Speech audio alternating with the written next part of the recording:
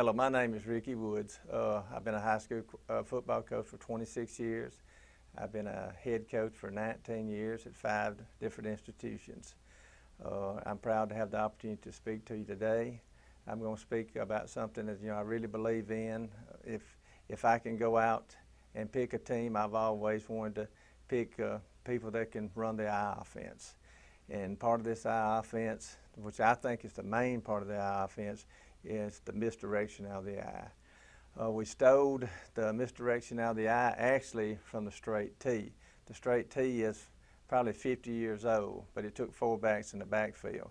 In the eye misdirection, you just use 3 backs in the backfield, and you're going to get the same results.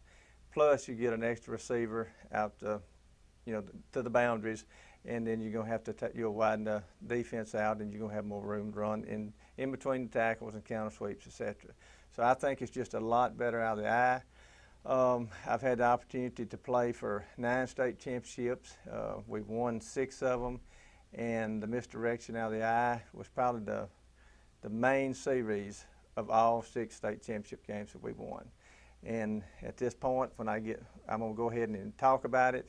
And when I get through with this video, I think that I'll have you where you can coach your players, just like I coach mine on a daily basis.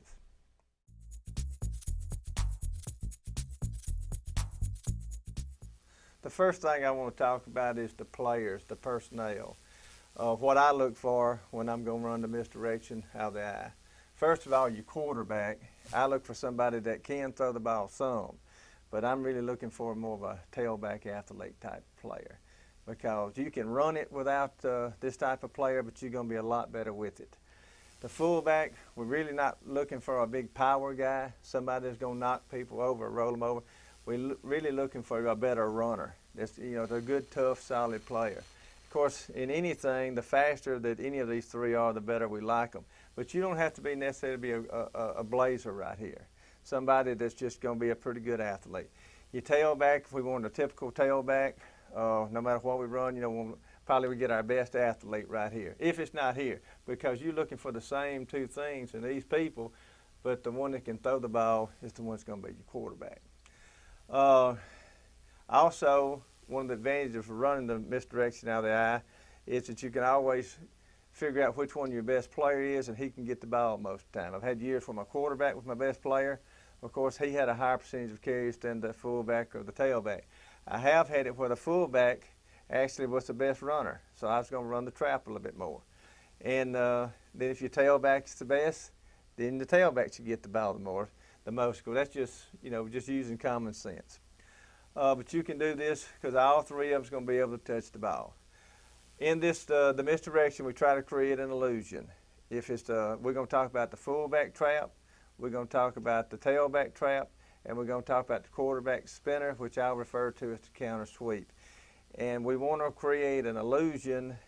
No matter which one gets the ball, all 3 plays have got to look identical, and that's the secret of it.